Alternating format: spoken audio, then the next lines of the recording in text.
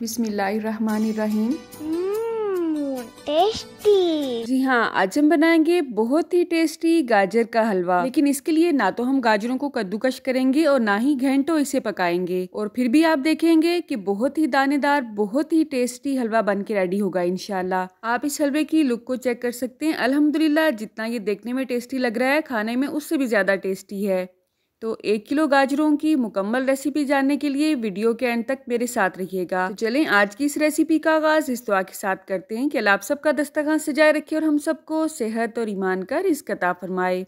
तो यहाँ पे मैंने 1 किलो गाजरें ली हैं। उन्हें अच्छी तरह से छीलने और धोने के बाद मैंने इस तरह से मोटे मोटे पीसेज में इन्हें काट लिया है। जिन लोगों के पास चॉपर होता है वो तो मिनट में इसे चॉप कर लेते हैं, लेकिन जिन लोगों के पास चॉपर नहीं होता है उन्हें इन्हें कद्दूकश करना हाथ पे बहुत मुश्किल लगता है। तो आज हम इस रेसिपी को कुकर में रेडी करेंगे। कुकर में गाजरों को ऐड करने के बाद 3 से 4 अदद इलायची मैंने मुंह खोल के इसमें ऐड कर दी हैं, और उसके अलावा इसमें 1 कप दूध को ऐड किया है।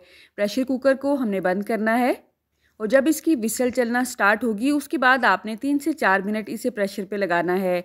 उसके बाद इसकी स्टीम अच्छी तरह से निकालने के बाद जब हम इसे खोलेंगे तो आप देखेंगे कि गाजरें अल्हम्दुलिल्लाह अच्छी तरह से गल चुकी होंगी।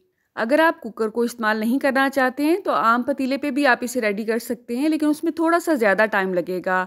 कुकर में ये झटपट रेडी हो जाती हैं। तो आपने देखा 1 कप दूध इस तरह से खुश्क होके बहुत थोड़ा सा रह चुका है। गाजरें अल्हम्दुलिल्लाह बहुत अच्छी तरह से गल चुकी हैं। अब या तो आप इसी चम्मच की मदद से गाजरों को अच्छी तरह से मैश कर सकते हैं, लेकिन आपने टेंशन बिल्कुल भी नहीं लेनी है कि इसकी वो लुक नहीं आएगी जो कि गाजरों को कद्दूकश करने के बाद आती है। मैं यहाँ पे पोटैटो मैशर का इस्तेमाल कर रही हूँ, और आप यकीन करें पोटैटो मैशर की मदद से बिल्कुल वही रिज़ल्ट आता है जो कि कद्दूकश करने वाला होता है। आप अपने हिसाब से गाजरों को बारीक या मोटा रख सकते हैं, ठीक है। तो अच्छी तरह से मैश करने के बाद मैंने इसे कढ़ाई में शिफ्ट कर लिया है ताकि बाकी का प्रोसेस आपको मैं अच्छी तरह से दिखा सकूँ। तो यहाँ पे शिफ्ट करने के बाद हमने इसमें घी ऐड करना है। देसी घी अगर आप ऐड करेंगे तो इसका टेस्ट बहुत ही अच्छा आता है। मैंने जस्ट 2 चम्मच इसमें ऐड किए हैं देसी घी के। अच्छी तरह से इसकी हम भुनाई करेंगे। साथ ही साथ आप मीठे के लिए इसमें अपनी पसंद से मीठा भी ऐड कर सकते हैं। मैं यहाँ पे देसी शक्कर का इस्तेमाल करूँगी। आप चाहें तो इसमें जो रूटीन की वाइट शुगर होती है वो भी ऐड कर सकते हैं।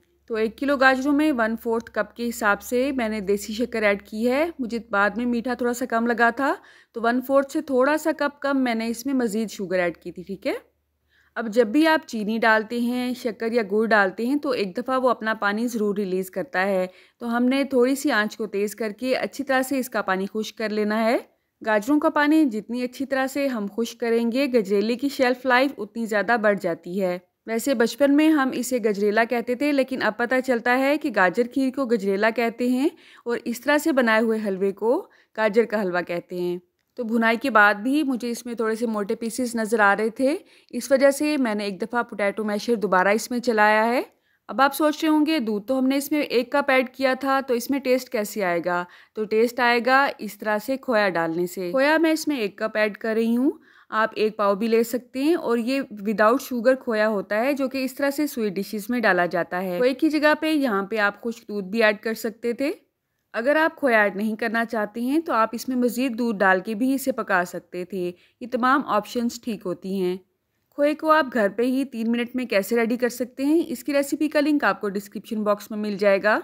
तो चूल्हे की आंच को मैंने इस वक्त दरमियाना रखा हुआ है, और इस तरह से मैश करते हुए तमाम खोया हमने गाजर के हलवे में मिक्स कर देना है।